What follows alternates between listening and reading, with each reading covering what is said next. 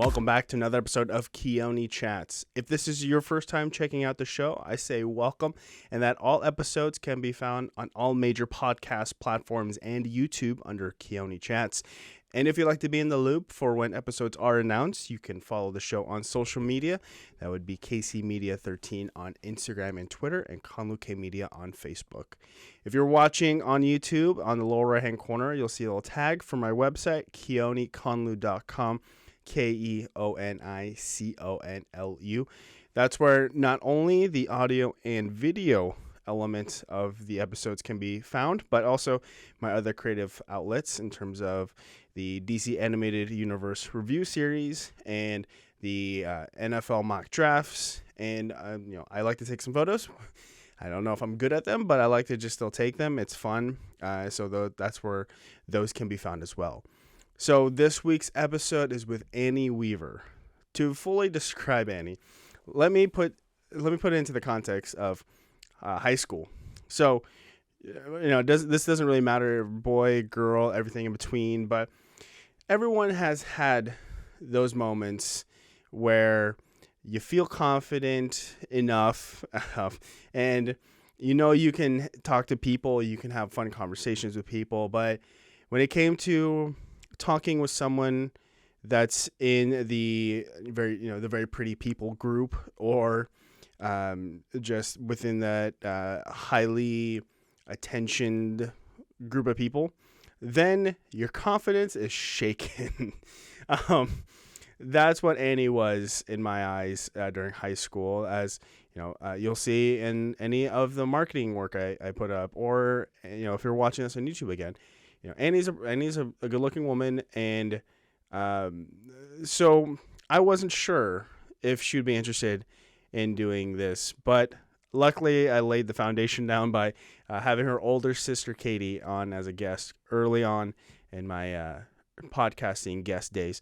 So and also it came to my realization before the conversation started, and actually as the conversation was going on, that Annie and I never really had any conversations together. So this was truly our first conversation together. It was definitely more than I thought in terms of, yes, it had to be, if you're keeping up with the YouTube episodes, it had to be a online interview instead of in person, because I'm trying to do more in-person interviews, and that's totally fine. As at the time of our interview and also this recording of the intro, Annie is living the Nomad life, which means that she'll spend certain chunks of time at different places throughout the country. And again, during an interview and at this recording, she was checking in from Montana, and she just landed there, or she just arrived there. So that immediately set the stage of so many questions to be asked. As someone that likes the idea of a home and likes the idea of not traveling so much, or just kind of laying roots, the lifestyle she's living just sprouts so many questions for me. So maybe I've stuck on to it a little longer than really I should have, but it was just a way from understand. And Annie is one of three sisters, and with Katie being the eldest, it's actually Annie and Claire, which are both my age, that are they're twins. So that dynamic alone was very interesting, and we also dissected into that in terms of how her relationship with each sister was. And again, I'm grateful that Annie was comfortable enough with sharing some of her life with me, and I hope if this is your first time checking out the show, that you enjoy it as well. And so, yeah, I can say more, but again, that will just kind of ruin the whole episode. I gotta leave some teasers. What? However you are in taking this episode on whichever platform you prefer, or if you are watching on YouTube, I hope you enjoy my chat with Annie Weaver. It's okay. So you're in Montana right now. I Um, I'm back in Oregon, still in Oregon. am. We're Mhm. kind of going through a heat wave. So if I start like glistening, you little sweat beads going, I just want to apologize ahead of time. Okay, thank you for the heads up. I'm actually kind of jealous because it's very cold today in Montana. I woke up and it was 30 degrees. It's like Whoa. full on fall as of today.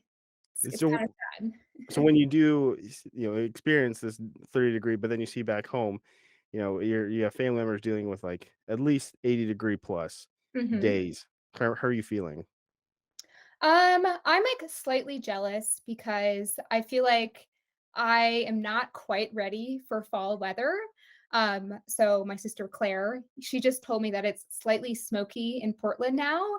So I'm not jealous about that because actually in Montana we've had terrible smoke over the last week and it just finally cleared up as of like last night. So Hmm. that's a good thing, but it's it kind of rained a little bit today and it's cloudy and it's freezing. So it's like feeling like fall. Like I feel like now summer's over. Looking at the forecast, it's going to be in like the 50s and 60s. So it's just a little sad, but I have to deal with it. So yeah, the smoke is a little smoky as we're recording this today. Mhm. And then when how does okay? So you've been in Montana not too long. You've been there at the time of recording. You've been there for I want to say about a month, right? A less than that. Actually, it's coming up on 3 weeks or so. Been there Yep. about 3 weeks. Yep. Um, yeah, the fires. You just said you dealt with some smokiness there. Mhm. How were you prepared for that? Like, what do you? What's the first thing? What's your checklist? Just want to make sure for people, those doomsday preppers. So, Yeah, that's a good question. I feel like I should be more prepared, and it was actually a little bit scary because so the smoke was super thick. Like mhm, it was unhealthy to go outside. And like booking this Airbnb in Montana, like I had a thought in my mind, like, okay, it's probably gonna be like smoky at some point while I'm there. But I hadn't really prepared for, like, how smoky it was a few days ago, like, it was apocalyptic, like, mhm. it looked horrible, and I was actually a little bit scared because like, I walked outside, this was, like, 2 days ago, and it smelled like there was a fire, like, right next door or something, like, it smelled exactly like campfire smoke, Ooh, and so, like, I immediately looked online, like, or where's the fire? Like, I need to know, like, the fire map to, like, make sure there's not a fire close to our Airbnb. And so, yeah, that's just, like, one thing. And also, before coming here, I was in Southern Oregon, which is also a very prominent place for wildfires. And so, one thing that you should do whenever you live in a place that has like wildfire emergencies is like you have to look for like a alert system and you can like sign up for texts for like just in case you're alerted of an evacuation. mhm, And I think they have. The other day I was looking up to see if they have some type of system like that in Montana. I didn't find anything. mhm, Maybe because Montana is like the population here is like very small, mhm. and so maybe they don't have as many resources. But yeah, just like knowing the resources in the area is probably going to be really good whenever you go to a area that has wildfires. Yeah, and I do remember, so I think it was, 2 years ago, Hmm. I think so, where it was, like, again, September time Yep. when Portland, California area all had that Terrible. smoke, and so you were saying it was kind of maybe close to that, or this is Mhm. what okay, so it's September 2020, I believe. Yep. It was like a right around Labor Day, exact same time of year. And I was comparing it to that experience where, the sky was like almost orange, like Yep. wasn't Yep. at that level, but it was Yeah. still pretty bad. Like I couldn't see like the mountains in the distance. It was so like gray with smoke. Yeah, okay, so you went full you were fully prepared. Yeah. Enough. Yep. I'm like used to it. I feel like living on the West Coast, you kind of have to be used to like wildfire smoke. Like every September, that's what happens. It's Yeah, about. which, as someone that has a birthday in September, it sucks. Oh So, yeah. that was Oh, not I bet. Yeah. 'cause I was like, "Oh, I'm turning" at that time, I think I was turning 29. I was like, "Oh, this is cool." No, 28, 28, Mhm. and I was like, "Oh, this is cool. I'm gonna be 28. I'm living, with my brother at the time," and then Mhm. all the smoke happens, and then I was just the funny thing, the only thing I remember really from that day was that we bought a watermelon before all of it happened, and Mhm. then, you can't have any airflow, so we closed all the windows, and then I wanted that watermelon, like, maybe, like, a week later. Mhm. It was smushy. It was Oh, like, sad. yeah, I was that was the biggest takeaway from my time being Yeah, locked up because of bad air. yeah, that's not great. That's sad. Yeah, thank you for your sympathy. Um, okay, so, when we started talking again, because Mhm. prior to us talking leading into this conversation, it was last time I was in high school. So it's Long time. and I even, like, I wouldn't say I usually count, like, 2010 because that was the last time we were in high school. I Mhm. think even we didn't really talk that much. No, I don't think we did really. But did you go to I'm sorry, you went to Cedar Park, right? Yeah, yeah. Yeah. Okay, so I we've think known we each had other this since middle school. we had middle school, high school together, and Yes. and again, I think whether it's just like we just never had a class together, or Yeah. I just had more classes with your sister Claire, who's also our Mhm. age. Yep. But I, I knew of little bits and pieces of you. But when we started talking, the one thing you said to me that was like, "Huh, this just put Annie Weaver in a whole new light," was Mhm. that you're doing some sort of nomad living style, Mhm. and Mhm. so talk to me about what led to that decision. Yeah, so there's a lot of different, like, reasons why I'm doing this. So I'm doing it with my boyfriend, Joshua, and our 2 cats, so that makes it even more complicated. So one of the core reasons was I work remotely, and my boyfriend does as well, so I'm not tied to a specific place. I have the opportunity to technically live anywhere in the world, True. so I can work anywhere. So, in knowing that, and because I've lived in Portland like my whole life, and I haven't really, I mean, I lived in Eugene for for the college years, but like Mhm. that barely counts. That's still Oregon. Yeah. It's pretty similar to Portland. I was like, this is a good time. This is a good year to probably get out of my comfort zone and try this nomad thing. Mhm. Um, One of the big influences was, someone that we knew, someone like my boyfriend's old coworker was doing the same thing. Basically traveling around the country and staying in like long-term Airbnbs for, maybe at a minimum for a couple of weeks up to like a few months. Mhm. And, they had been doing it with their dog. So that we heard about their experience and how much they loved it, and we're like, "That's something that we could do." We're both remote. We both wanna experience, like, other parts of the country. We don't own a home. We don't have kids yet. So it's like, I kinda wanna do this, even though it's a little Mhm. bit scary because I've never lived anywhere else. And so that was kind of like the reason, just to explore new places. We both work remotely.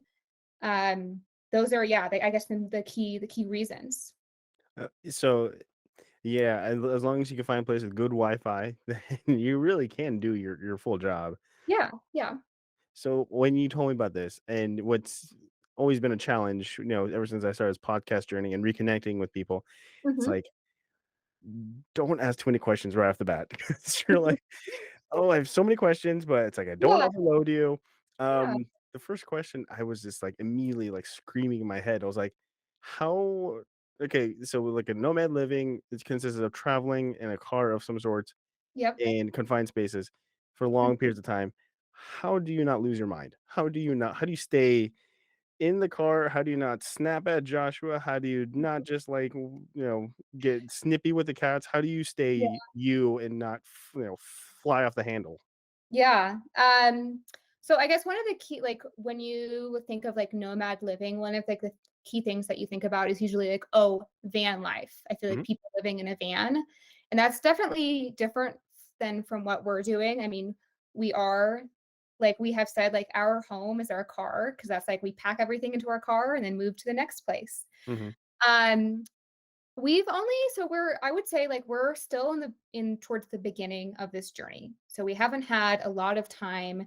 Montana, I feel like, is our first true experience. So I guess, prior to Montana, we had been a little all over the place, but, Seattle was, like, our first place outside of Oregon. mhm. So we were in Seattle for, like, 6 weeks, and Seattle was kind of a trial run because it is close to Portland, it's still Pacific Northwest. True, true. And yeah, and so then we went down to Southern Oregon, and then we went to Montana. The drives to get to these places are or can be difficult.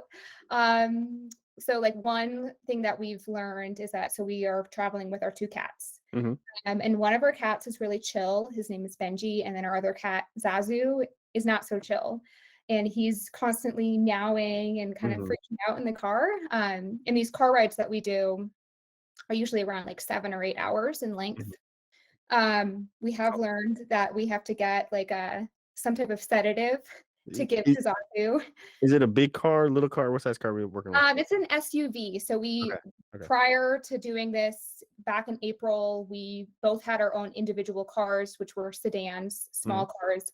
We sold both of our cars and then we bought this new car, not technically new, but a larger SUV. It's not like a huge SUV, but Sure. it's a good size. And we also bought like a rocket box to put on the roof to put all of our stuff in, which is a lifesaver, Mm-hmm. so that our car doesn't have to be packed to the brim, and so that the cats have some space to walk around the car and stuff. It's so Mm-hmm.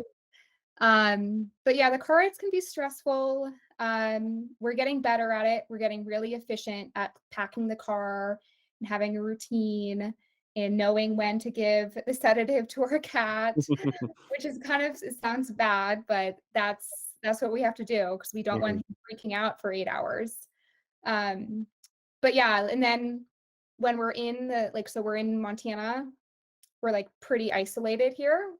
We don't know anyone. It's just me and my boyfriend, and so we have to like figure out ways to like have our own spaces and have our own time apart from each other, Mm-hmm. which is good because like it has been actually pretty good. I have my own office in this room here.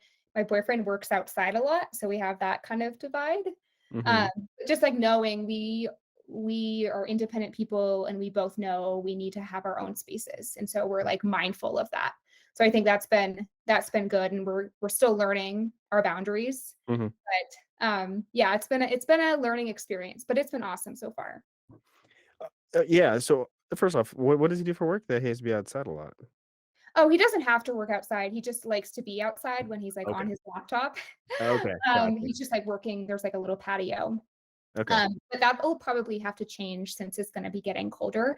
Yeah. Um, he's like a, kind of like a startup advisor, like a startup consultant, so he consults with startups. Sure. Okay.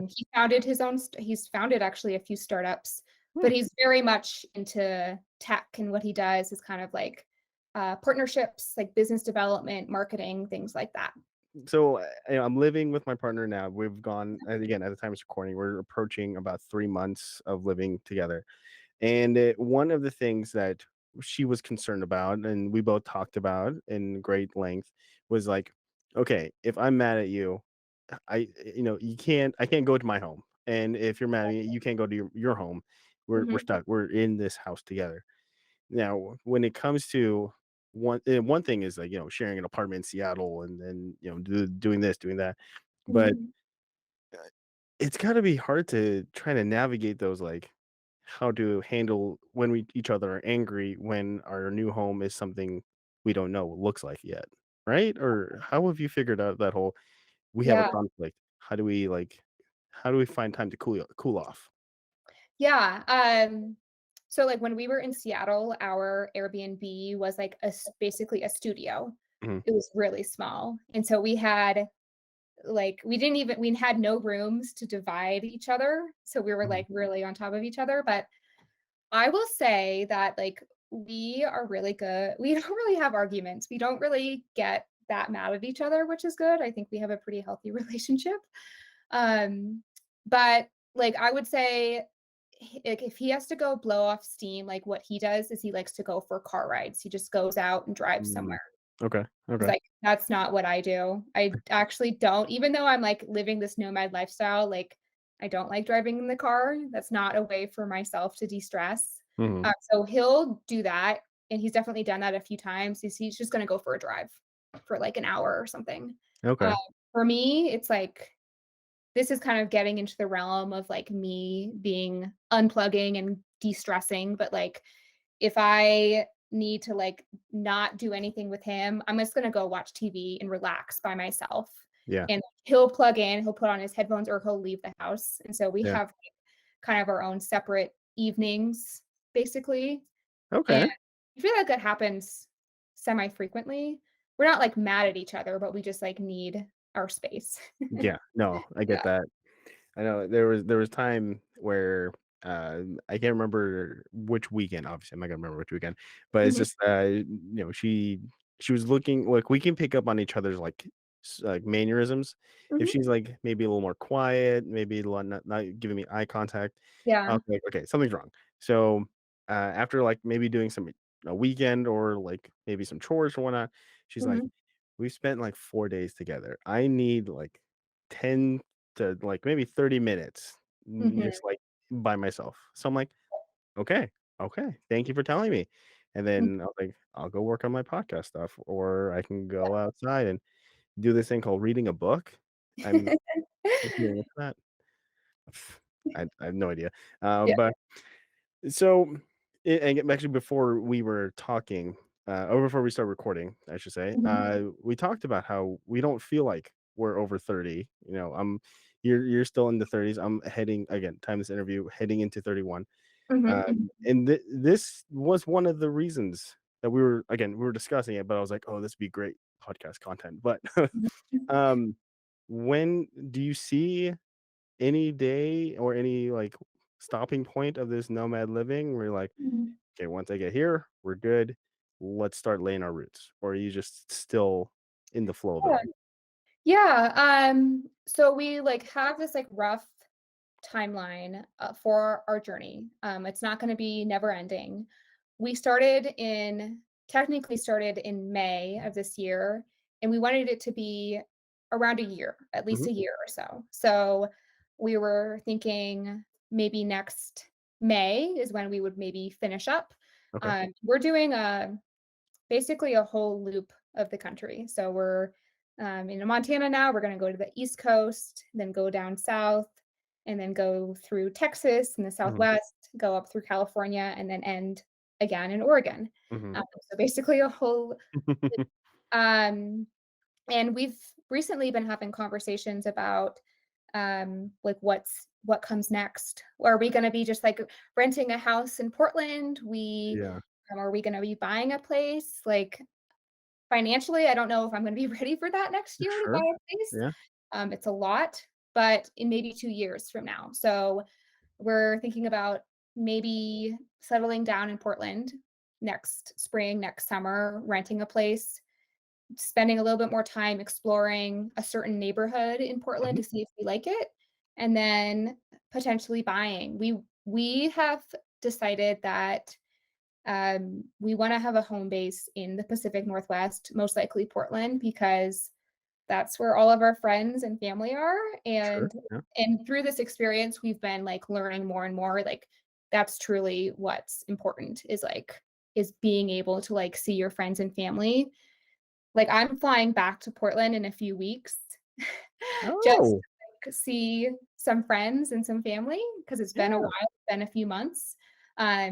Because like we are pretty isolated. We don't know anyone out here. We're spending a lot of time with ourselves. We are actually making friends with our Airbnb host, which is awesome.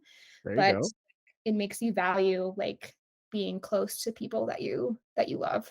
Yeah, I can imagine that. Mhm. I mean, again, we're still kind of two separate people when it comes to like I can go in a circle of random people at a bar and I'll just make friends. Again, you mentioned that in our talks leading up to this that you're an introvert, so it's like just trying to. There are more things about you being introvert I wanted to touch on later, but yeah, you are one out of three sisters, Claire, and then your older sister Katie is a former guest of the show. Yep. How are your family doing with you traveling so much, like, in terms of keeping that sister connection going? How has Mhm. that been? Yeah, it's been pretty good. It really hasn't been too hard yet.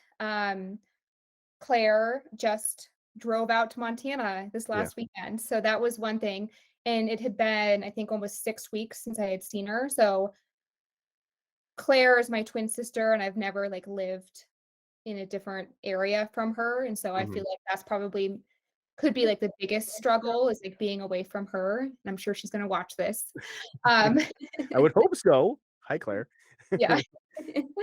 Um, and so we, so for my parents, though, like, I was living at my parents' house in May and June for, like, 6 weeks, and then I went back there in August, and so, like, and I'm really close with my parents. Hmm. I lived with them for a while, and so I've seen them more this year than, like, ever before. Like, I was actually living with them, so it's like, I think it's okay for me to take several months, I guess, not seeing them.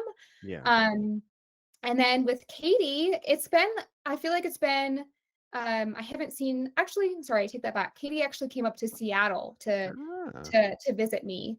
And so I guess one thing that I've noticed is, like, whenever I'm going to these new places, either some family or friends are going to be making the effort to come out to see me, which is really nice. So, like, Katie came up to Seattle, Claire came up to Montana. I'm going back to Portland, and I'm going to be staying with Katie in Portland in a few Hmm. weeks.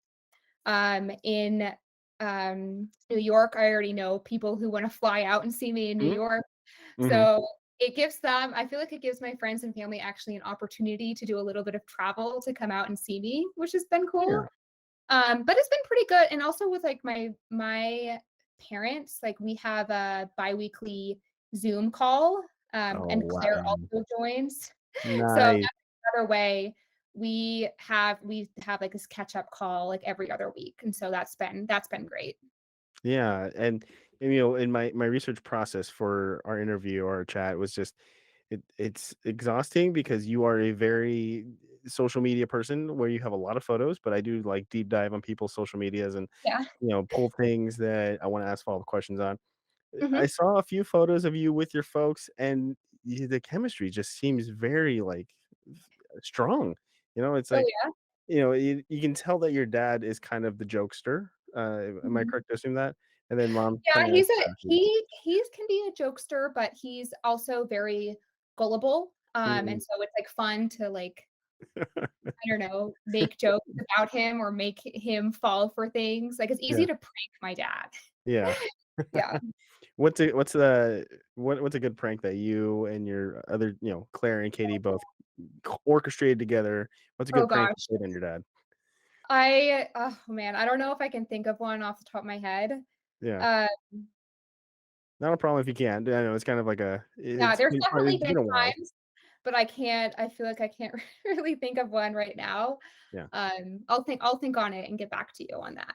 We got time. We got time. But okay, so that's good that the sister bond is still very strong. Oh, yeah. And is there any moments that you've encountered, like let's say recently, where you're just like, "Are we good? Are we okay? We're fine." Um, in all honesty, like, I feel like me and my sisters have a very strong relationship. My relationship with Katie and my relationship with Claire, very different. Hmm. Me and Claire have a very interesting relationship in that we can't, um I'm not phased by the things that she says to me. Hmm. Like, so we text, like, all day. Like, we're constantly talking, like, all day. Hmm. There's not a day that goes by where we don't talk, and we're constantly sending each other like, the main thing we do is we send each other TikToks or, like, recipes. Sure. Yeah. Yeah. We have, like, the same sense of humor. We both love TikTok, we both love food. Um, and so like, me and Claire, like, don't get in fights. We don't get in arguments. Hmm. Like, if she says something mean to me, it's like, I don't get hurt by it. Like, Mm, we're okay. not sensitive. We're not sensitive towards each other at all. But me and Katie definitely are different in that way. Like, I feel like I could say something to Katie and she would get pissed off. Um, but that doesn't ever happen. I feel like we have, like, I know maybe that sounds boring, but we have a really good relationship. Like, we're very supportive of each other, I feel like. So I mean, I believe I saw this, and I don't. I mean, I haven't seen it recently, but it kind of like clicked in my head. Uh, Katie Weaver is going to be a mom. Yeah. Keoni Chats is proudly sponsored by Adelsheim Vineyards. Adelsheim is a winery based out of the Pacific Northwest since 1971. Founders David and Ginny Adelsheim opened up the winery with the goal to create world-class wine out of the Chehala Mountains. Adelsheim has worked with companies like One Barrel, The Growing Gardens, the Portland Trail Blazers, and now the Keoni Chats podcast show. I can't say thank you enough to Emily and her team for giving this little podcast this amazing opportunity to try some of their products, but not break the bank on them. So, yeah, if you are interested in trying some of Adelsheim's wine, go to ADELSHEIM.com and then click shop in the upper right hand corner and start making a cart.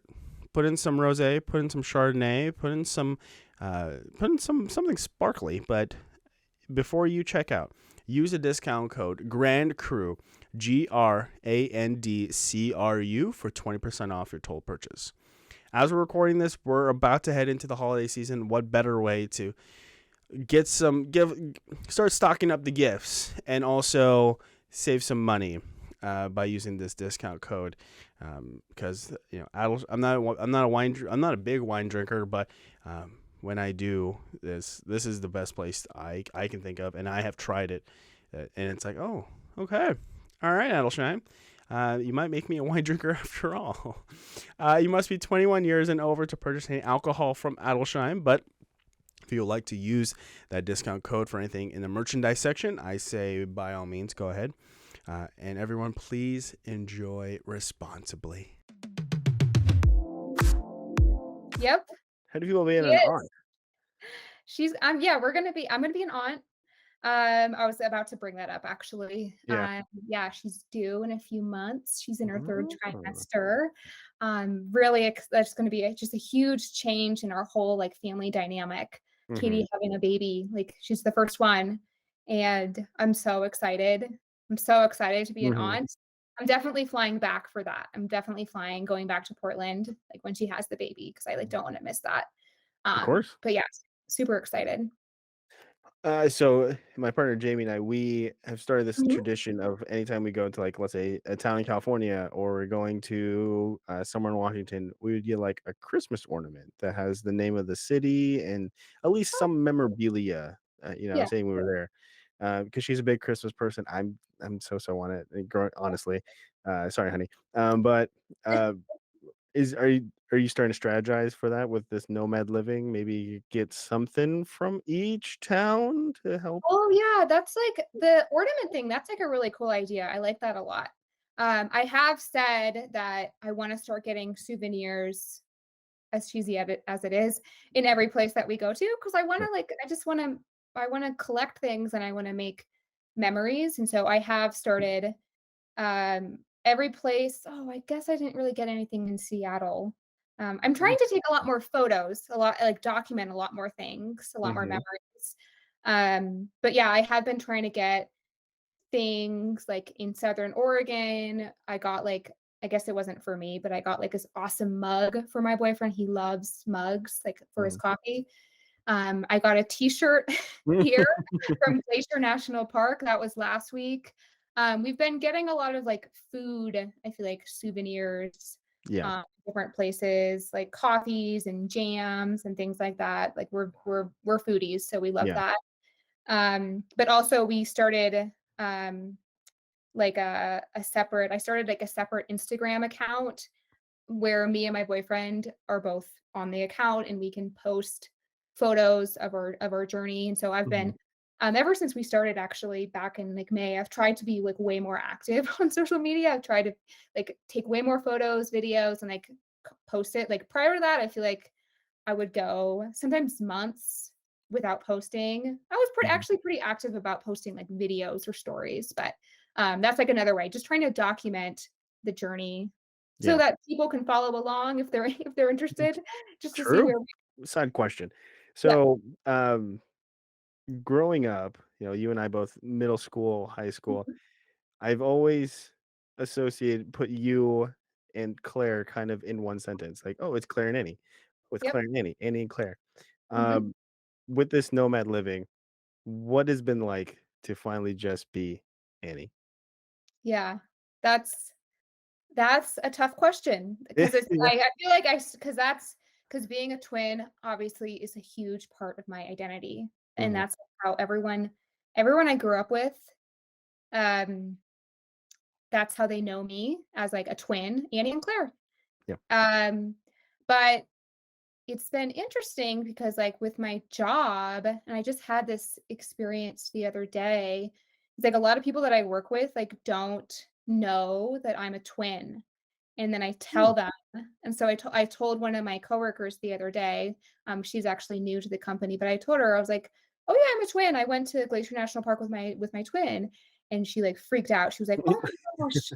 And she had, like, so many questions for me, which is, Yeah. like, very typical of, like, when I tell someone I'm a twin, they're like they have so many questions about, like, "Are we alike?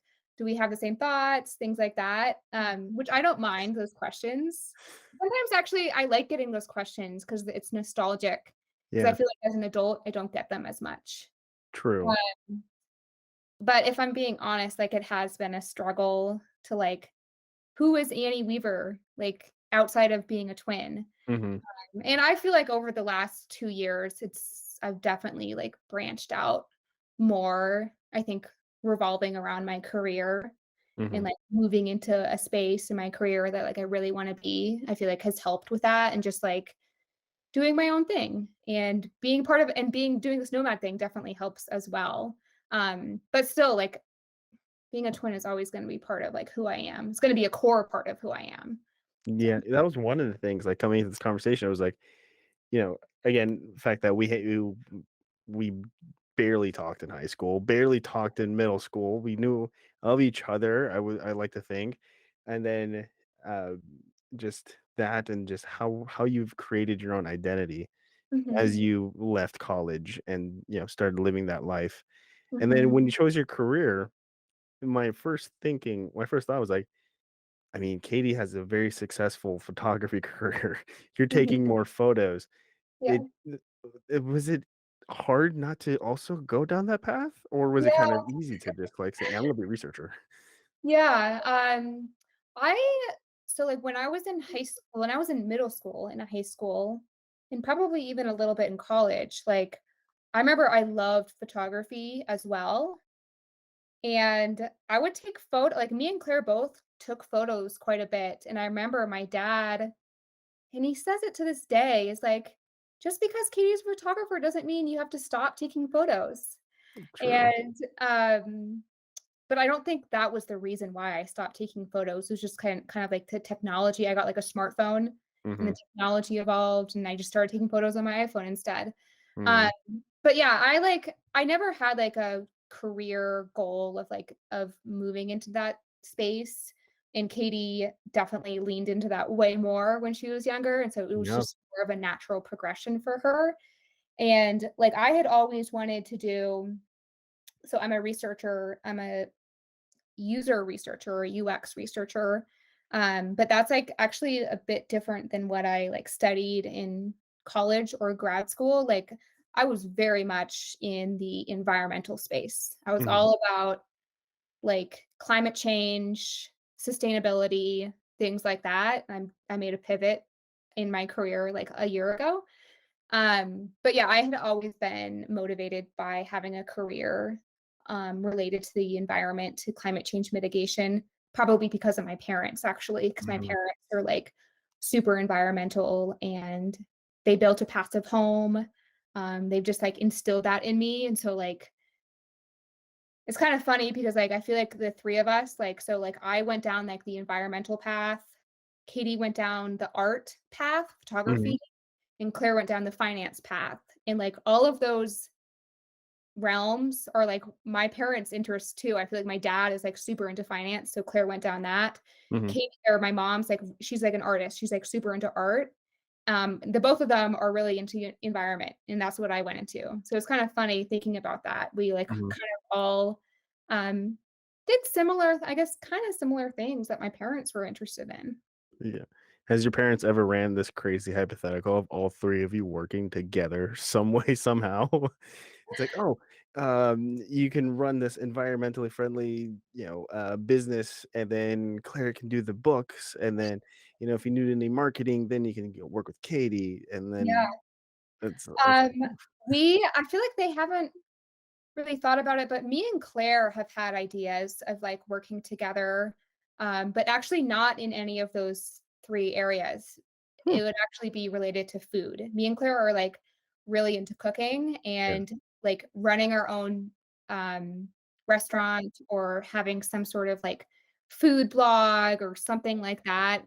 I feel like as like a joint thing could be cool, but like I also am very wary of like working with family and people that I know and friends with hmm, because it can really jeopardize relationships. And I've heard of really bad experiences. So that's why I'm like, I don't think I would ever do it.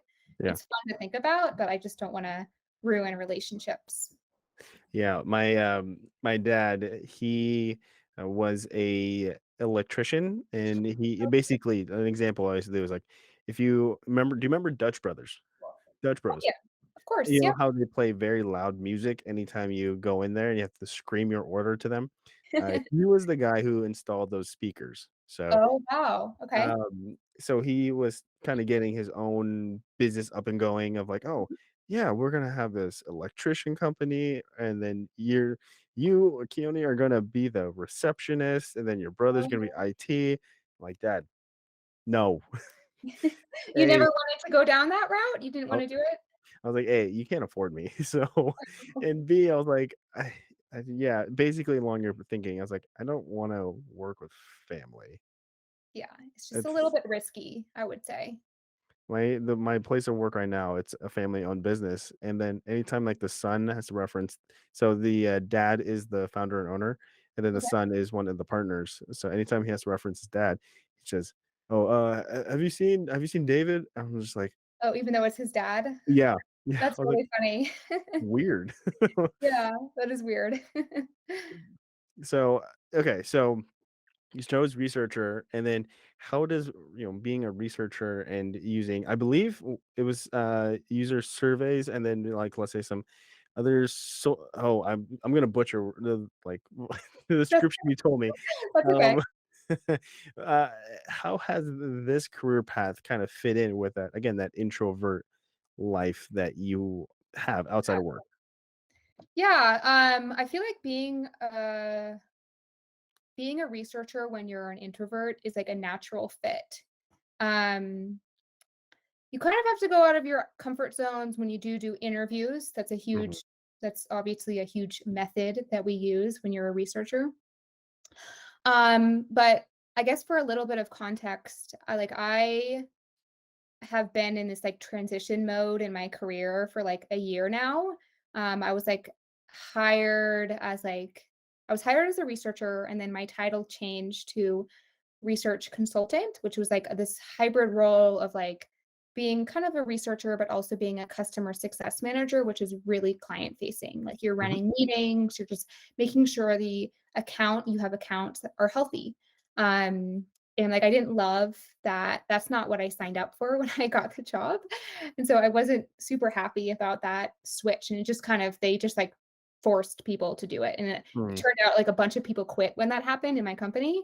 Mhm. But I stayed, but then I voiced my opinion, like, to my manager, like, "I don't wanna do this in the long term, like, I wanna go into the UX research space." And so it's been a long time coming, but I'm finally almost there. Basically, in a month, next month, October, I'm gonna be, like, a full-time UX researcher. I've just been kind of doing, like, 10, 20 hours a week of UX research projects on the side, and then also being a research consultant for all of 2022. When you say UX, what do you mean? So UX is user experience. Gotcha. Okay. It's like a very young field. It's like Mhm. an up and coming industry where you run research on products, I guess services as well, all around the user's experience. Mhm. And so there's a variety of methods. So like a lot of the things that I do would be like conducting an interview with like a user of our product. And so I collect their pain points, what they like about our product, what they want to see improved. I also do something called usability testing, where you observe a user's interaction with your product because Hmm. that sort of data is different. That's like behavioral data. You're observing what they do versus Mhm. what they're saying, which is like attitudinal. And so collecting both types of data is obviously really important. But in any case, being a researcher really fits into being an introvert because it's just a lot of like deep work and a lot of like analysis, and it's not super um, client facing. It's Mhm. not like I have to be preparing presentations or coming up with content for like agendas. It's just something that I really enjoy doing. I like analysis a lot, qualitative or quantitative. I like working with data.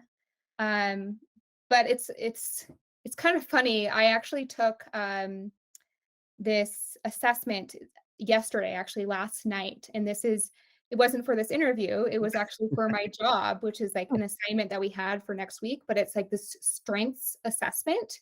It's through a company called Gallup or something. Mhm. Um, and like you take this long quiz, and it takes a while. It's like 45 minutes or something. And it assigns, after you're done, sends you an email, and it assigns like your strengths, and it's really interesting. And like Hmm. my number one strength is empathy. And Hmm. it's funny to see that because that's like when you see like a UX researcher like job description, that's like usually one of the number one kind of like qualifications or traits that they look for Mhm. in being a researcher, because you have to have empathy. You have to understand what your users are going through. And I feel like I guess I'm empathetic according to that quiz I took, but I think it also ties in with like me being sometimes quiet, sometimes introverted. Y So How do you handle that conversation you had with your boss where you're like, "This is not the path I wanted to go on. I don't like this. I wanna go do this." How was that prep for that conversation? Because 'Cause I'm one of those that, like, I need to think out the conversation in my head. It's like, "Okay, if I say this, this is the response that could happen, or this could be the response. I gotta figure out mhm. how to respond to that one, that one, that one," and the next thing you know, none of the things I prepped for happened. So it's like, Yeah. great. How did you get yourself ready for that having that kind of conversation? Because that doesn't seem easy. No, it wasn't. It kind of like I did kind of similar to what you just described. Like I did a lot of prep work for the conversation. I was extremely nervous going into it. Um, I like probably can't quite remember. This was like I was like last October when I had this conversation. So it was almost a year ago. Mhm. I like wrote out like a whole script, what I was gonna say. Wow. And that's what I do sometimes is like I like write out what I want to say, and then I say it to myself a few times, and then I just kind of it naturally comes to me, and then I feel way more comfortable, way more confident when I actually say it. Mhm. And then I think I honestly actually like ran it by my boyfriend Joshua too. Like I like told him what I was going to say, and he kind of influenced, he like helped me like this is what you like, these are some things that you should mention. And I had the strength, the courage to do it because like I remember a day before, like within that same week, there was like this kind of like really inspiring meeting that I was part of. It was like this one woman who worked at my company, and she was like, she was like the VP of product or something, or not product. She was the VP of people. So she was like Mhm. in HR. Okay. And she was like, and she like wanted, she but was basically saying like employees who work at our company should feel like they have the freedom and the flexibility to like move into their own career path if they're not satisfied. I think the reason she was saying that was because we had just gone through this huge turnover event. Mhm. A ton of employees had left, and because people weren't satisfied with like the job that they were doing. And I was like, okay, this is my time. I have to voice my opinion or else I'm not going to be happy. I can't keep doing this job. I have to move into something else that I've been aspiring to do. Mhm. And so I like had the meeting, and it like went fantastic. I remember like they were so open to it. My it was my past manager. She's not my manager anymore, but she was like, absolutely. Like, I'm so happy you brought this up. Like, we're gonna make a plan for you. Mhm. Even if it's gonna be gradual, which I was fine with, like it'll happen eventually. Um, Hmm. yeah. So I was grateful to have a company that was like very open to that. because I feel like not Yeah. all companies are that way. So it was I Yeah. was lucky. Like right now, I'm in kind of your spot where like, Oh, I yeah? am transitioning to a new position. I think we might have talked about this, but and right now I'm having a hard time. Like even though the boss and I are like of my current position of the front desk person, the ops Mhm, manager, one of the partners, like her and I are super cool, but it's like the people pleasing in me wants to like be able to do, still work with her, still help her out while also like, oh, I can go help this department out, which is the one I'm actually moving towards. Oh, this other mhm. department needs help. So like before I know, I'm like I have three legs in three departments, and I Oh. literally only have two legs. So um, and I just trying to like I kind of said something to her like, hey, I don't want to do this thing anymore. Like it's Mhm, one of the many things I do for the receptionist position. But I don't want to do anymore because I want to focus on this. Even mhm, that, saying that, I felt so much better. I was like, mhm. "Oh my god. Is this what it's like to speak up for yourself?" Yeah, it's scary, but it's Yeah, so important. yeah, and then, do you have any kind of those tendencies where, like, if someone like, I've learned about this 'cause I'm in therapy, so, like, this is something I'm Mhm, going through. It's, like, just mhm, figuring out, like, codependency, also people pleasing, how they kind of line up together. Do mhm, you like, is that something you deal with too in terms of, like, wanting to just do the job anyway because you're mhm. there, they'll need the help instead of, like, actually pursuing the path that you Yeah, want? Is like, how mhm. do you kinda keep yourself on that path without being like, "Oh, I Yeah, can help you out, no, yeah, wait, I it's can't like do a it." constant struggle, I would say, because I do have a tendency to be, um I guess, like, similar to you, like, I like to be I'm a people pleaser. Yeah, I am, like, the peacemaker. I hate uh, conflict, yeah, and I can be overly agreeable. Like, I tend to, okay, like, never disagree with people, just to avoid conflict, confrontation, but that sometimes gets me in trouble because I'm so agreeable in many cases, I say yes to everything. yeah, Um, and that's like been an ongoing goal of mine is to like say no more often. I've gotten mhm, better at it. But like I always am saying yes. And so like an example of this, so like moving into my own career path, becoming a UX researcher, like I'm in the midst of a really challenging time because like I'm I'm staying in my company, but like I'm not going to be working on my accounts anymore. mhm, So I have like certain clients who I work with, and like an account, there's me, like a research consultant, like or a customer success manager, and then there's obviously the we call it an account director, which is kind of like an account executive. We have like two different roles. But me leaving my accounts and moving into this UX researcher space, I have to transition all of my accounts to like other people, other mhm, research consultants.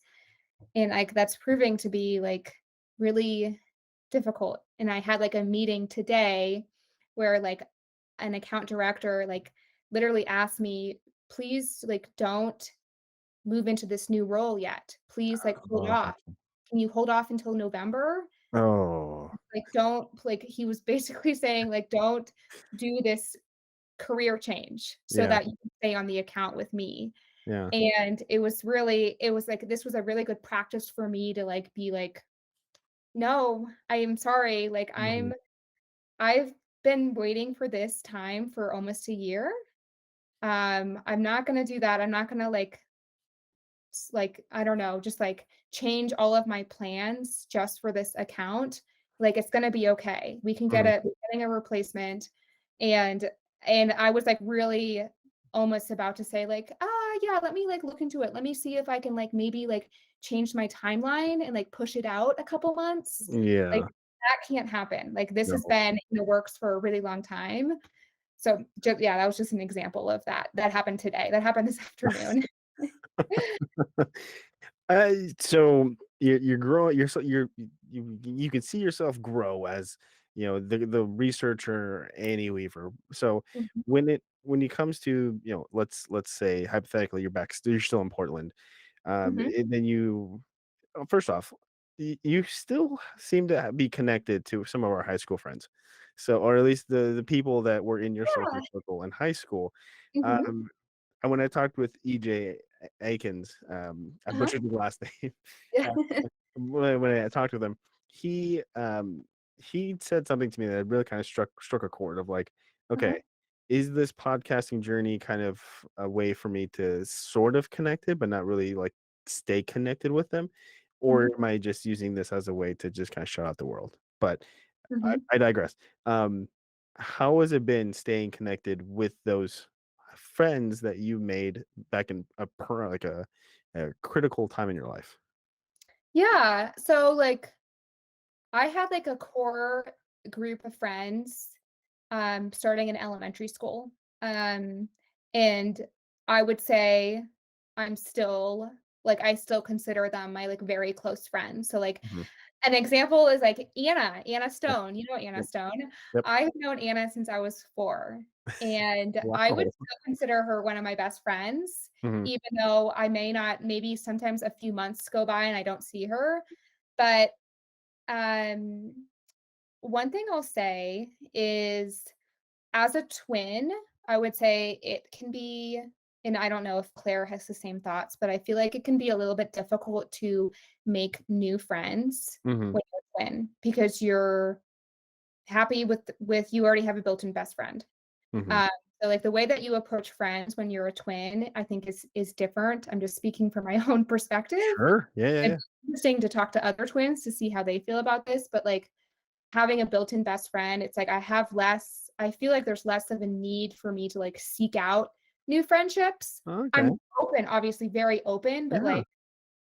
but for that reason, I feel like it's also kept me, like, close with a lot of people that I grew up with, like so, like, Elise, I feel like is still one of my close friends, like, Mhm. Anna, like, I feel like I have a core group of friends that I grew up with. I think it's also because we went to college together. I True, think that true. also helped. Yeah. Even if I don't see them, like, I'm gonna see a lot of them when I go back to Portland in a few weeks. Mhm. And, like, even if I don't talk to them or see them, maybe a few months will go by, like, I feel like I'm still close with them. I don't know what it is. We were just, like, a close-knit group. Like, me, like, Claire, Anna, Elise, Winnie as well. Like, Yes, I remember her. like Yep. we were, like, best friends in, like, middle school and in high school and in college, and, like, we've, like I guess we've kind of grown apart, but I still consider them my really good friends. So, when obviously this could be kinda hard to answer because these are very close friends of yours, but when it comes to the work kind of Annie, where she's like, still working her way into saying no to people and kind of like comparing her to Annie with her friends, Mhm. is there like, are you starting to see any overlap starting to happen, or is that same comfortability you have with, let's say, Elise, starting to bleed into the comfortability you've created with some of your coworkers, or is it still two separate sides of Annie, kind of in the same freeway though? Yeah. And that's a really interesting question. Journalism degrees really come in handy. So, Yeah, I don't know. I feel like Annie at work is, like, very different from Annie with her friends, mhm, or, like, with hanging out with my boyfriend. mhm, Um, I feel like same kind of tendencies of being sometimes overly agreeable and, like, um not, I guess, disagreeing with things and saying no. I feel like in both kind of realms. mhm.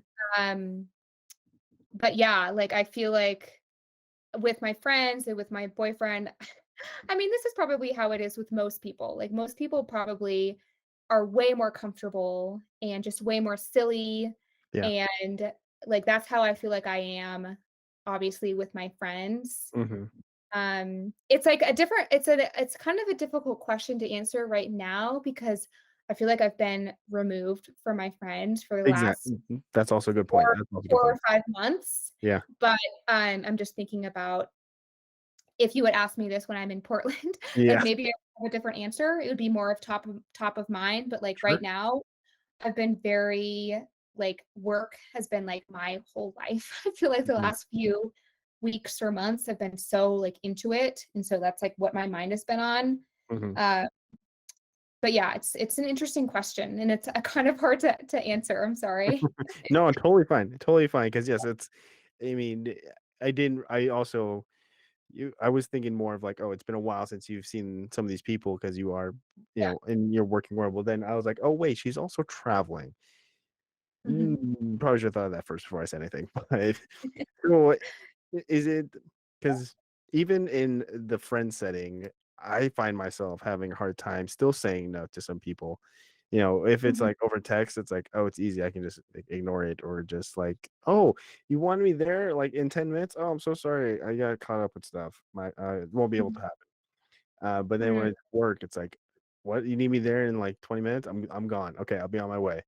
And Yeah. I think that's a balance I'm still trying to work on of like, Yeah. okay, I think I could be present in both worlds.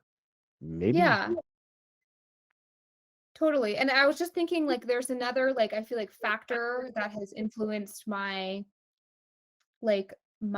desire to like be social and like hang out with friends. Like so as an introvert, like Mhm. I like don't need to be super social all the time. Mhm. But the pandemic, I feel like ever since COVID hit and I started working from home, that has made me more, and maybe this is going off topic, but that has made me, and maybe it's the same for you, I don't know, but like it's made me more social and Mhm. made me want to hang out with my friends more Hmm. since working from home. Because when Yeah. I'm working from home, I'm not around a bunch of coworkers and I'm like reserving, I feel like I'm reserving my energy throughout the day a little bit more. Mhm. um, I mean, Zoom calls can be exhausting, but I used to like I feel like I do say yes when I lived in Portland. I started saying yes more, which I think is okay for social events and to Yeah. like hang out with my friends because like I wasn't doing anything I wouldn't see anyone during the day. And I'm like, Mhm. yeah, I'll go out. I'll like go get dinner with you guys or whatever. So I feel like that's just another like observation that I've noticed since the pandemic that it has caused me to like want to go out and do more things versus like before when I would go into an office, I would come home and I'd be exhausted and I'd be like, I'm not Mhm. doing anything. I'm just Yeah. gonna relax. I don't want to go out. So yeah, I feel like that's changed. I've definitely got to that point where um I can no longer stay up like casually past like Mhm. 10:30 or 11. It's like That's I how I either have to be like wrapped up in a movie or like working on Annie Weaver's podcast episode. So it's like, oh, okay. Is this what old age is? Or just is this what adulting is where you actually have to go to bed kind of early? I was like, I yeah. don't like it. I don't like it. Are you naturally a night owl? I was in, college. I was in college mainly Okay. because like, I had a graveyard job at the Mhm. do you remember the Qdoba on campus? Oh, yeah, I remember that. I love that Yeah. place. I mean, I was there later than you, but, yeah, I was their, late night manager, so it would be, Mm. like, 5 o'clock in the afternoon all the way to, like that doesn't seem right, 8 o'clock in the afternoon all the way to, like, 4 AM. Yeah, that's when I would go into Qdoba is usually around 2 AM after. Mhm, mhm, so that's seen a lot of people in a lot of different states, and it was fun. Yeah. But, yeah, I actually really like that place. That's funny. So, one of the last little bit of things I wanna ask you is that, um, it kind of again, it's kind of like a little not very super fluid linear, but that's okay. Yeah. Um, you, you and Claire were obviously the easiest models for Katie to use for her photography. What was that experience like? And then I do have a follow-up question after that. Yeah, that was it was fun. It was flattering sometimes to, like, Mhm. oh, man, it's actually I feel like now that I think about it, it has been a long time. Um, so we, like, started doing those, like, model photo shoots probably when we were, like, as early as 15 or 16, like, in the beginning of high school. Yeah. I remember, like, I have a clear memory of, like, we were in Costa Rica, this was 2006, and we were doing, like, a photo shoot on the beach, and I remember, like, we did so many photo shoots throughout high school, and then also some in college as well, and then they gradually evolved from doing twin photo shoots to doing, photo shoots with, our significant others. So like Mhm, Claire and her husband. I know Katie has definitely shot their photos multiple times. And then most recently, me and my boyfriend, mhm, she gave us a photo shoot as a gift. I think it was earlier this year actually. mhm, But I just like for that experience, like I felt very lucky that Katie was able to like, I don't know, it's like it can be flattering. mhm, Sometimes, like, there were, like I don't know if I wanna go into the details of it, but, like, there were some, like, unintended consequences of having photos on the internet yep, of me and Claire when we were younger. yep, I once actually got, like, denied from it was, like, this nanny like, I was trying to be a nanny. This was back in, like, 2011 or something, like, a long time ago when I was in mhm, college. I, like, wanted to be a nanny for, like, the summer, and I, like, signed up for this nannying service, and, like, I got, like they, like, shut down my account because they found, like, a photo of me and Claire, like, in our bathing suits on the internet, and they thought yeah. it was, like, inappropriate. And so that, like, backfired. That was kind of, like, one thing that happened. But, like, other than that, like, it was a fun experience, like, I feel like not a lot of people get to have, like, an older sister who's a photographer who can Mhm, take fun and some of the photo shoots that we would do were, like, really creative, and she would pull in our friends too, we would do, like, friend photo shoots as well. It was just kinda like a fun activity we would do, I feel like, just like a fun thing. yeah, again, going back to, like, how I get ready for these interviews is just, Yeah. a lot of the photos, I mean, the quality of it's fantastic, but then with Katie, this being her career path, obviously, that's an automatic, the quality is gonna be great, Yeah. but you did catch a lot of your natural, like, sister chemistry, sister bond, Mhm. which is very cool to see, Yeah. but what led to me wanting to ask that is just because yes, A, I'm sure as a woman that, you're an attractive woman, I won't deny that, but it's also like the photo shoots, could be in a bikini. How do you handle all that? Not because, even I was explaining, my interview with you with my partner Jamie. I was like, oh yeah, I always thought of Annie and Claire, it's kind of like 1-2 punch, but then Mhm. also like all okay from the outside perspective. Because again, we never Yeah. really hung out a lot was Yep. like they were the two very attractive ladies that everyone was trying to, like, be in their social circle. So, Oh, geez. what was it like to not just, A, handle that attention from, guys in high school, guys in college before you met, your boyfriend now, but just, like, adding on that layer of, like, photos that your sister took of you that were taken in not so great directions. How do you handle that tension? That yeah. So, like, me and Claire well, I guess I can't speak for Claire, but, like, for me, I never really had that like, my own perspective of myself and, like, especially in middle school, but high school as well, was, like, we were, like, the shy twins who, like, Mhm. were sometimes, like, loners and losers. So I didn't think of, like Mm, for some reason, I didn't really think of people trying to, like, be part of our social circle, like, I felt kind of nerdy and, like, I didn't feel that cool, and so that's just, like, my own, I guess, experience or perspective from it, but, um, everything yeah, in college, I feel like once you become independent and you're not living with your parents anymore, everything changes. And like, mhm, I feel like me and Claire, we split off in our own directions in terms of our love lives. mhm. Like Claire has been in a lot of relationships. She's married now. She's been Yeah. with her husband for like 11 years or something. Really long time. Yeah. Amazing. But like prior to that, she had just been in like multiple long-term relationships Whereas me, I was like definitely, I mean, I had had my a few relationships in high school, Sure. but like all through college, I was single. Oh. I just dated a bunch of people. And that's Mhm. how it was after college too, up until I met my boyfriend. Is like I was mainly single. And so I don't really know where I was going with this.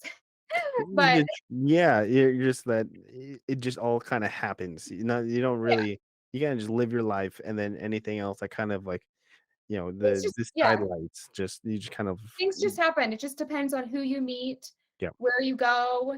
Me and Claire just had different experiences. And yeah, I don't regret anything. I I've had a great experience with my dating life, and now I'm very, very content with being in a relationship. Yeah, and so how do you feel seeing both Katie and Claire get married? Again, this is about you, but Mhm. it's just like, you know, I remember just randomly like thinking, after Katie's episode, I was like, oh, I wonder what Claire's up to. I wonder what Annie's up to. Yeah. And then I did see that Claire had a new last name, and then Yep. Katie still has her last name, but I'm sure it's for her work reasons. But I was like, Yep. I wonder how Annie's feeling about all this. So, Yeah. Um, yeah, so like Katie and Claire got married within like a month of each other, basically mhm, in the summer of 2019. So Katie got married in July, Claire got married in August. And people, I feel like this question came up quite a bit for me. Like, Annie, how are you feeling? Both of yeah, your sisters are like getting married. yeah, And I'm like, I mean, I was dating my boyfriend at the time. Me and my boyfriend have been together for 4.5 years now. So it has been quite some time. But like I don't have any sort of jealousy or like I am not someone I've never this might sound weird, but like I've maybe because I live too much in the moment, but like hmm, I have never planned or like dreamt of a wedding. I like okay, don't know, I don't have a vision for it. Like I don't have that's not part of like that's not something that I've like always longed for. I am super into the idea of getting married, and maybe I shouldn't talk so loud because my boyfriend can hear, but but, like, it's not he'll something see this that episode anyway, or he listen to this. yeah. Oh, Obviously, yeah. he has I, to. I'm, like, so content with, like, the timeline that we're on. I'm not in any rush, and, like, Mhm, weddings are also really expensive, mhm, and also, like, I mean, I don't wanna have a huge wedding at all. I wanna have a small, like, destination wedding, mhm, and so I'm fine with the timeline that I'm on. I've tried to, like a lot of I guess a lot of my friends have gotten married and they're already having kids. And mhm, I'm just like on a different trajectory. Like I think that'll happen in a few mhm, years, but um I'm fine. I feel like I'm like very much focusing on like career right now as well as like travel and like nomading and like experiencing new places. Like that's kind of my priority for like this year and probably next year as well. yeah. So my partner, she's in transition to a new work career because she's a teacher. So Mhm. she's going from full time to subbing at the Beaverton School District to hopefully get a full time job. And Yeah. then with her and I both having the same kind of like overthinkingness, worrying. She was just like worried one night of like, oh, what if I'm doing the wrong thing, or what if people are just asking, saying too many like what if people are just, you know, badgering her about her decision making, and that Mhm. you can curse on this podcast. I just tell her there's one thing you should keep in mind. Fuck them. Yeah. Just live your life. Keep doing you. Anyone else that says otherwise, fuck them. Yeah, I love that. I, like, totally agree. That kind of, like, relates to a saying that my boyfriend told me about, like, years ago, and it's, like, it's resonated with me so much. Related, like, there are no rules. Hmm. You don't have to follow the same thing that everyone else is doing, like, you can have your own path. I know it might sound cheesy, but, like, Yeah. you don't have to, like, get married, have kids, buy a house, like, before the age of 30. Like, Yeah. it's not linear. Like, you can have different paths. So I've definitely kind of tried to live by that. Yes, yes. And so, anyway, I know you just got off work, so I really enjoyed our conversation so far. Yeah, But to me wrap it up, too. I like to ask two questions from this packet of 160 hypothetical questions. Oh my Just, gosh. just a fun way to wrap this all up. Yeah. I was looking at this prior to our talk, just so I could find maybe a couple off the bat. Mhm. and I did. So, my Okay. first question to you is: would you take something that removes your body's need for sleep if it was an option? So basically you're asking like if I like didn't have to go to sleep, if I didn't have to if I didn't need sleep, is that what you're Yeah. asking? Yeah, let's say there's like a pill that you can take that makes you so you don't need sleep. Would you take Mm, it? no. No?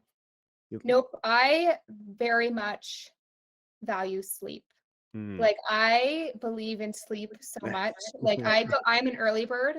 Yeah. I go to bed at, like, 9 or, like, 9:30, Mhm. and I try and give myself, like, 9 hours of sleep opportunity because, like, I've, like, read or I've partially read books around sleep, and, like, sleep is the most and maybe this pill would, like, remove this, but, like, it's so important. It's, like, so important for your health in the long term. You're, like, more likely to get diseases, I feel like, later in life if you, like, always have, like, only 5 hours of sleep every night. Like, I just, like, really value sleep. So that was, like, an interesting question for me. I feel like if I were to take this pill, I need something to further my life. But Yeah, if it's like, "Oh, I don't have anything," I'm just gonna go bed. yeah. I mean, I feel like you could probably do you could achieve so much if you didn't have to sleep. You Yeah, would have so much more time in the day, but I wonder if it would like, if that pill would remove any like side sleep. effects.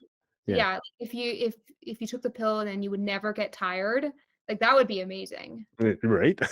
Like, you could do so much with your life. Oh my gosh, I can't even imagine. Like, that Imagine would be pretty sweet, but, yeah. like, I like sleep a lot. I like having a bedtime routine. I do Mhm. sometimes like sleeping in, but, yeah, I like sleep.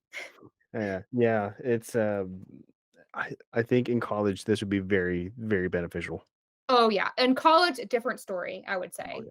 Yeah. Oh, yeah. So this one kinda pertains I mean, we kinda talked about this also, but would you rather have to say anything that comes to mind all the time or never have to say anything at all? I can't that's like I don't even know, like, hmm. I'm thinking, like, if I choose the latter, like, if I don't have to say anything ever, if Mhm. I could communicate in a different way rather than speaking. True. I mean, no vocal sounds versus Yeah. you mean you can still write down your thoughts and Yeah, like, you whatnot? could still write down, Yeah. still make, like, gesture. Sure. I mean, this is a hypothetical world. You can build your answer out as far as you like. Yeah, like, there's, like you could go down a rabbit hole thinking about this. Yeah. Um, but, like, on the other side so the other one was, like, if you can you have to say anything that comes to mind, is that what it is? Yeah. Yeah. You say everything that comes to your mind and then Hmm. all the time, or you just don't say anything at all. I'm just, like, trying to think about, like, the thoughts that go through my mind that I Sure. actually, like, never say out loud if they're, like, so bad that it would get me in trouble. But, like, I'm thinking, I don't know, I don't have horrible thoughts. Sometimes I do. Sometimes on Zoom calls, I'm, like, having I'm, like, annoyed at the other person, or I'm just like, "Why are you Yeah. interrupting?" or something like that. That's so hard. I don't know if I can choose. Maybe not saying anything. I know that sounds Okay. crazy, but, like, I like listening. I feel like I'm a good listener too. So and I feel Sure. like if I said anything, I could, like, really get in trouble. Like, Yeah. Yeah. I don't know, like, maybe I could lose my job if I had a thought, but that would probably I'm going down a rabbit hole, but, like, you could I would probably train my mind then Mhm. to not think I would just, like, train my mind to not think anything bad and only to think what I would say. Mhm. Uh, Or we can go back to this whole twin telepathy thing, and you just transfer your mm. messages off to Claire, and then Claire is Oh, and invisible. she can talk. Mm, Okay, so yep. that's it. We got it. That's a good idea. So that's I would choose not speaking, but I would always have to be around Claire, Yep. and she would just have to read my mind, and Yep.